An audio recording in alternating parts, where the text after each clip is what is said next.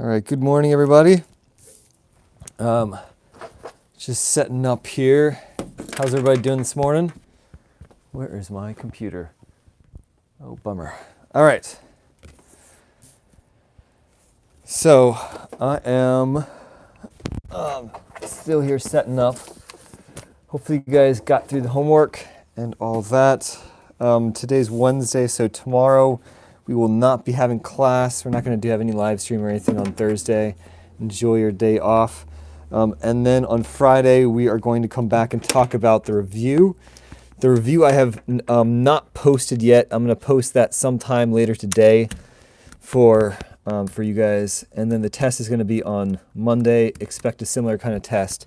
It's going to be open notes and all just working of problems similar to what you guys have been doing. Okay? So, let's see here. Just trying to open up some stuff. Whoop. How's everybody doing?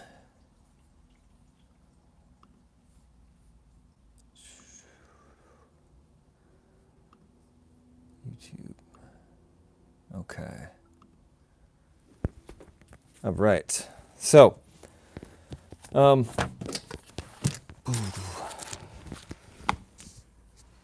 we are looking at the last part of this chapter, and that is the relationship between frequency and wavelength. And we had the equation last time, which I gave you guys, and that was this. Let's see. It was, speed of a wave is going to be the frequency times the wavelength. That lambda, that's going to represent wavelength. Okay? And I'm just going to leave speed as speed rather than writing it as V for reasons I mentioned last time.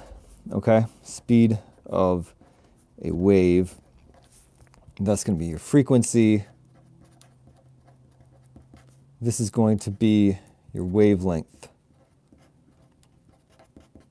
And we're typically going to have frequency in hertz, wavelength in meters, although we can adjust that to centimeters or kilometers or whatever is appropriate for the problem that we're dealing with.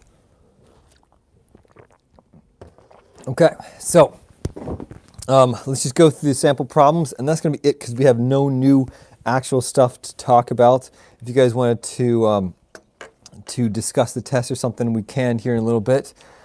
And so let's just jump right into it. Number one, oh, and I should open up my book. Sorry guys, just taking a bit here to get set up. I had my recording set up, changed for a video that I've been making about the coronavirus, which I'm going to probably publish today.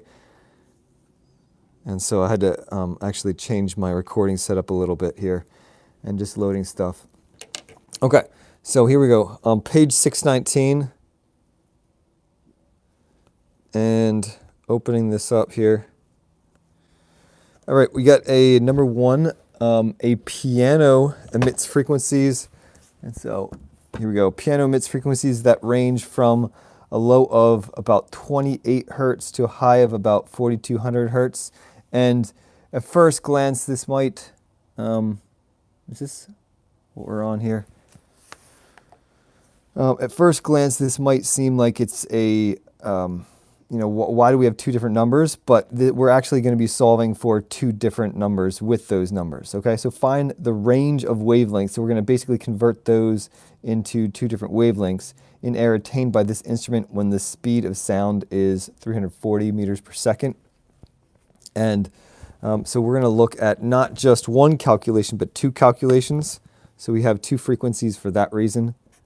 So that's going to be your frequency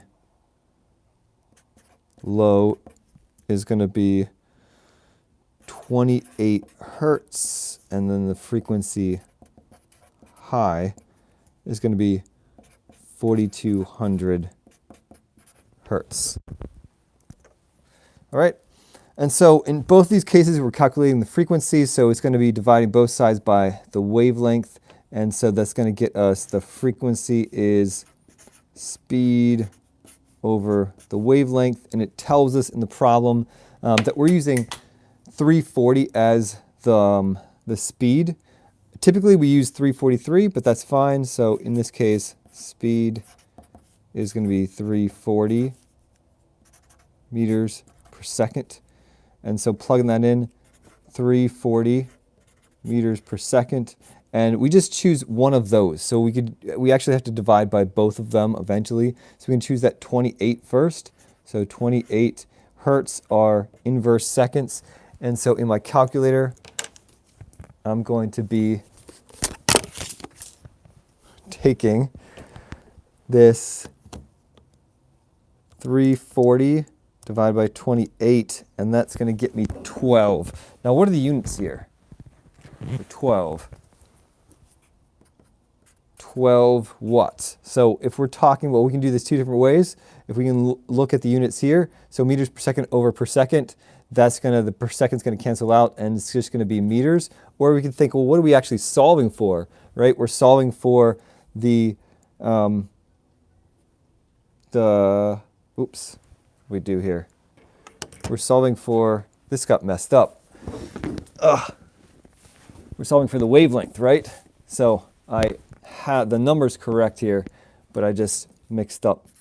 This is wavelength and this is your frequency, okay? And so the unit should be in meters, okay? All right. So questions on that. So we have done part of that. Sorry guys. Again, I'm just trying to do a whole bunch of things at once here. All right, so once again, this is just one part of the range, so we have to do another calculation. So that's going to be the wavelength is the speed over the frequency. Your wavelength, or your speed here, is 340 meters per second.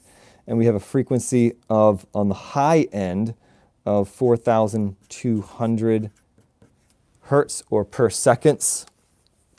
And that's going to get us 340 divided by 4,200, which is something rather small, 0.08095. We could even round that up to 1.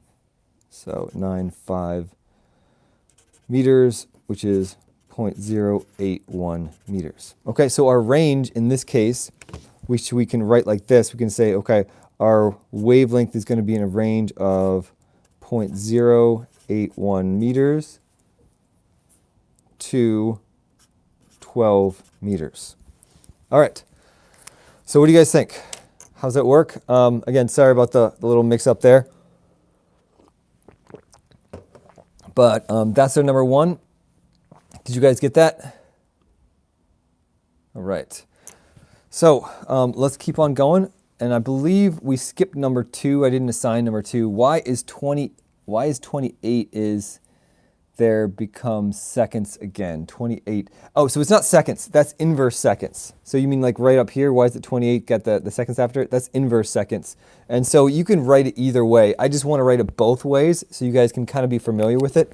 So I'll write, 28 hertz or 28 per seconds. They're exactly the same.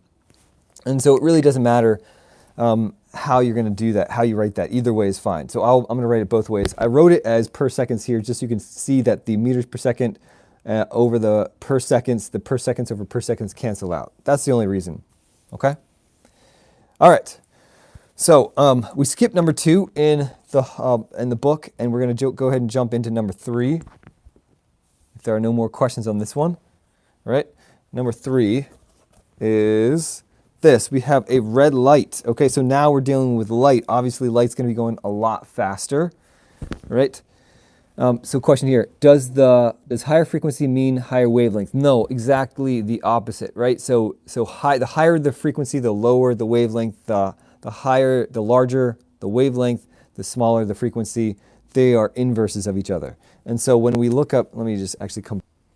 All right, so a little bit more technical, a lot of difficulties this morning. Sorry about that. So I think there was my network kind of just went out there for a second. Okay, so if you missed it, I'm just saying, although I always do my ranges from low to high, right? Range here is from low to high.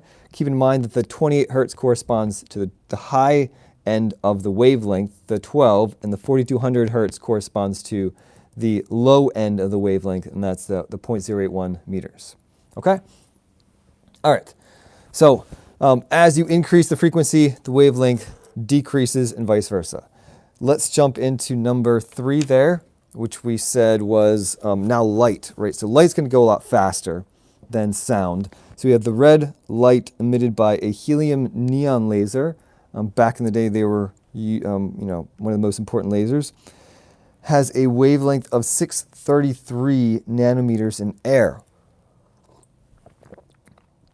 And it travels at 3 times 10 to the 8th. And that's more or less the speed of light in air. Okay? And find the frequency of the laser light. So let's go ahead and do that. So we have, in this case, once again, the same equation, just a little bit of a different thing that we're going to end up with because the speed of light is so fast. So we have the speed of light is also given by the variable or the constant c, which we're going to write down as 3.00 times 10 to the 8th meters per second. So we'll just leave that as c. And then we have, in this case, the red light, which is a wavelength of 633 nanometers. Now, it's very important that we recognize that there is a bit of a difference with this problem, right? And that here is the units, right? Nano. And so if you neglected this whole nano thing for problem number 3, you may have gotten a totally wrong answer. Okay, so nano, we should remember, is 10 to the negative 9, right? And so this actually means that we have 633 times 10 to the negative 9 meters. So it's a pretty small wavelength, okay? And all of your visible light actually has a fairly small wavelength, all right? And so when we do this calculation, we need to keep that in mind. So we have, we want to calculate the frequency for this one. So if you have the speed of light, or the speed is going to be the frequency times the wavelength, and we're solving for the frequency. We're going to divide both sides by the wavelength. So frequency is going to be c over lambda, which is 3 times 10 to the 8th meters per second, divided by 633 times 10 to the minus 9th meters. And you can convert this into normal scientific notation, but there's no need to do that, okay? We can just put everything in our calculators like that. So I'm just going to leave it like that, all right? Just to make our effort as small as possible, okay? So for this one, I'm going to do 3 second E8. Remember that this EE here in your calculator means times 10 to that power. So you can do the whole times 10 to the, but that's going to be extra effort. There's really no point in doing that. All right, so the very best way to do this is to do 3E8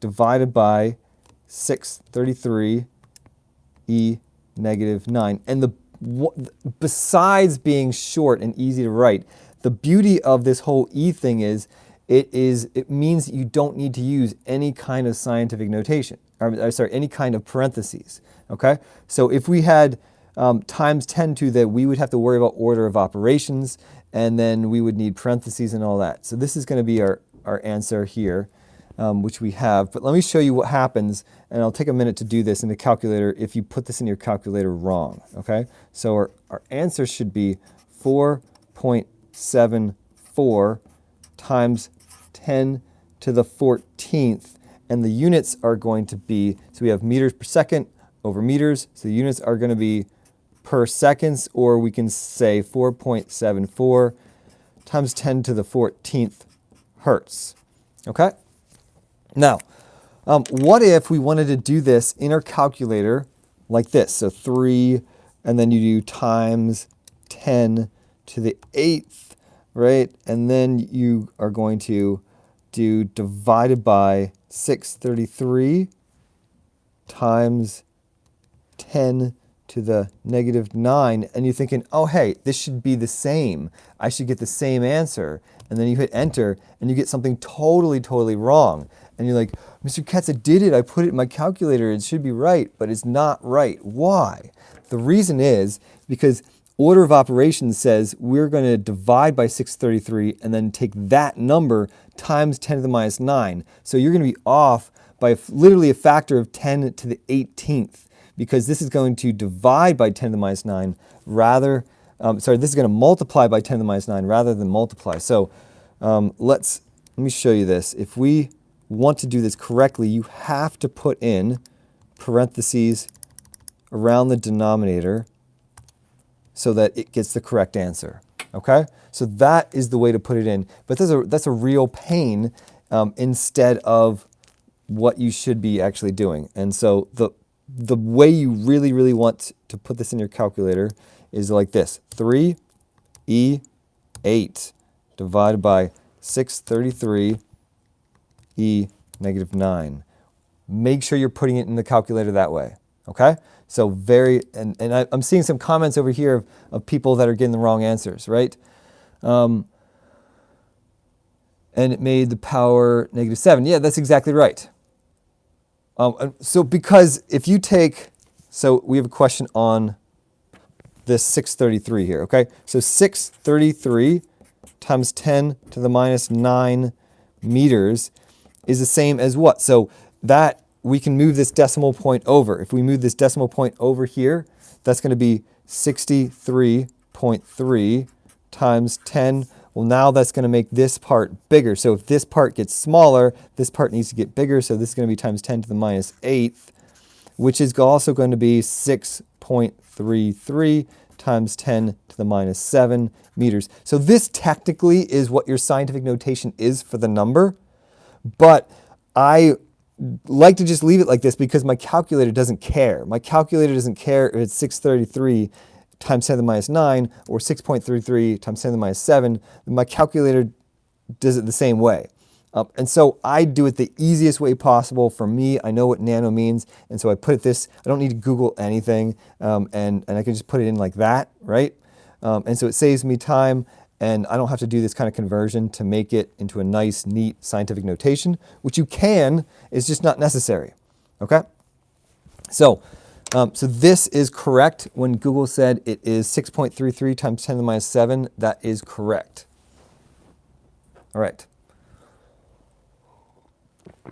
Now, hopefully you guys got what I was saying about the calculator. Really important that you get to put that in the calculator the right way, because you guys have open notes and probably, and I know this is going to happen on the test, somebody's going to do that. I don't know who, but somebody's going to do that. Somebody's going to make a mistake and they're going to put it in their calculator wrong, right? You can use a calculator, you can do all this, but make sure you put it in your calculator the right way.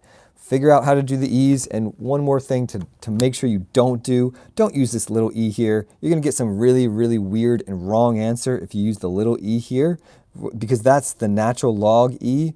We don't want to use that e. All right, we're going to use the capital E's right there for our exponents for times 10 to whatever that power is. All right, this is your scientific notation e, the one that's right behind the comma. All right, when you use that, that has precedence in order of operations, and you don't need to worry about parentheses.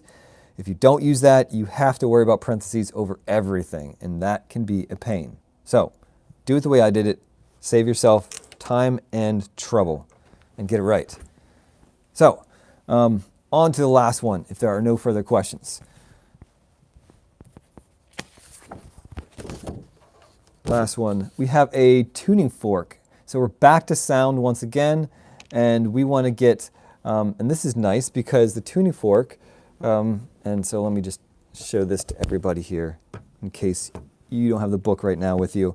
So we have a tuning fork produces a sound with a frequency of 256 hertz and a wavelength. So we have both a frequency and a wavelength. So we should be able to calculate the speed, and says, what is the speed for this? And so all we're going to do is we're going to multiply, right, the frequency times the wavelength, because that's going to get you the speed. That's the speed equation.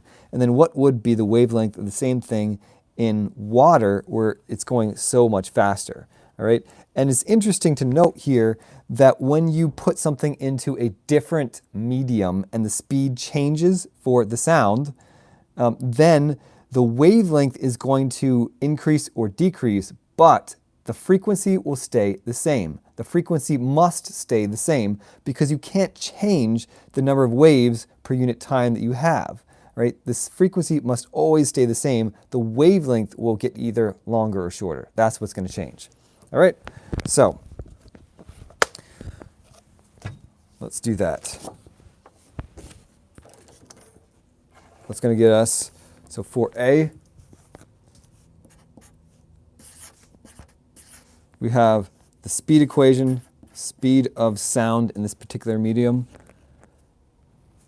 All right, and that's going to be your frequency times wavelength. And so frequency in this case we said was what, 256 hertz. And our wavelength is 1.35 meters. And so all we do is just a simple multiplication. We don't need to change the units whatsoever because they're already nice and neat. Right? 256 times 1.35. And that's going to get us 345.6. 345.6, which really we should have three significant figures. So we're just going to change that to 346. And our units are what? So we have hertz times meters. We remember hertz are per seconds, and we have meters, so that should be meters per second, 346, which is about what we're used to, right? We're used to the speed of sound being about 343 meters per second, so that makes sense. All right, B. Now we're going to put this in water, and that means the speed of this is going to be 1,500 meters per second. And so we want to know, and again, keep in mind that the frequency will still be the same. You cannot change that frequency. The frequency is still going to be 256 hertz. So we want to know the wavelength.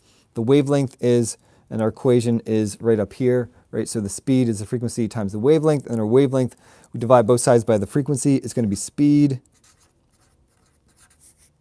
divided by frequency, which is 1,500 meters per second, divided by 256 hertz. And what do you guys think? Do you think the wavelength is going to get longer or shorter when you put it in water? So the speed is increasing. The frequency stays the same. So if the speed increases and the frequency stays the same, we're expecting this wavelength to increase too, so that it can keep up with that speed. Okay? So the frequency and the speed are directly proportional. The wavelength and the speed are directly proportional. So anytime you increase the speed, it's going to increase, well, typically is going to increase the wavelength. Okay? The frequency and the wavelength are inverses of each other. Okay? Frequency and wavelength are inverses of each other. So if we keep the speed the same, which is typically the case for light, then if I increase the frequency, the wavelength decreases. If I increase the wavelength, the frequency decreases. But this is not that case. This is a case where we're increasing the speed, so one of these has to increase. And because frequency must stay the same, the wavelength is going to increase. And we're going to see that is the case. So we have 1,500 divided by 256 gets us 5.8, round this off to 6, and the units are, once again, so meters per second over hertz, so the units must be meters, which makes sense because it's a length, wavelength, right? And so let's check our answer. So we have 5.86, compare that to the original 1.35, and yes, indeed, the wavelength has increased. Okay? All right. So how's that? How's everybody doing? Hopefully that worked out all right. And hopefully, probably the biggest thing that I may have been able to help you with today is probably the whole calculator deal, because I know you guys can do equations, and I know you guys can look up equations, but calculators tend to be the bane of students. Please make sure you are able to put this in the calculator correctly for the test, because nobody's going to be there to check your answers, right? All right, questions?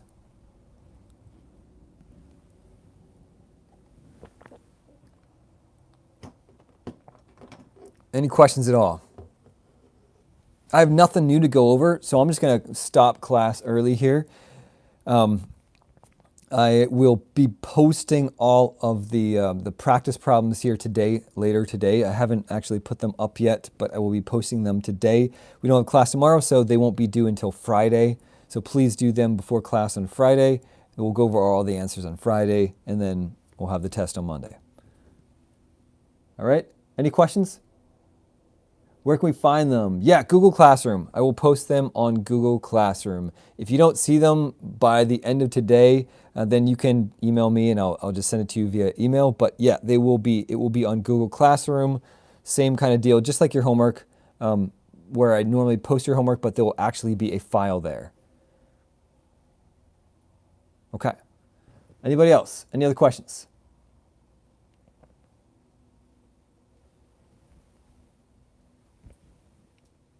All right. Hopefully you guys all staying healthy and well.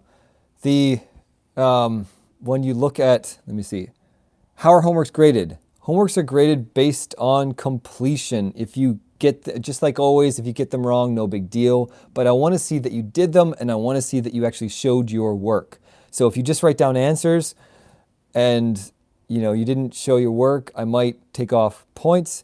If it's late, I'll take off a point. But I just want it to be on time. I want it to be, that you did the work and that you showed, how you solved the problems, and that's it. It's not going to be graded based on right or wrong. All right. Tests will be graded based on right or wrong, but the homework is not. And so that's kind of what we go over here. This is why we do this. So I go over all the problems so that if you made a mistake, you can figure out where you made the mistake. That's how you're going to learn, right? Make a mistake. That's okay to make a mistake, but you need to learn and try to fix it. So please, always come back here. It doesn't matter whether you wake up on time or not. You can do this, 8 o'clock tonight if you want to. But I want you guys to check your answers. Make sure you guys are getting this right. And if you're getting it wrong, it's okay, but fix it and figure out why it's wrong. All right. Is there any live stream later? Yes, there is an honors chemistry one. Yep. That will be in like 50 minutes or something like that. All right. So check you guys later. Have a great rest of your week. Please stay healthy. If you guys looking at the whole COVID-19 map, it's looking scary. Last I checked, there was around 2,000 cases just here in Fairfield County, if you're here in Fairfield County. But it's crazy. And then New York City is just off the charts. And so we should just keep them in our prayers and stay safe ourselves, right? Stay inside, all that kind of stuff. All right. So guys, have a great rest of your day. See ya.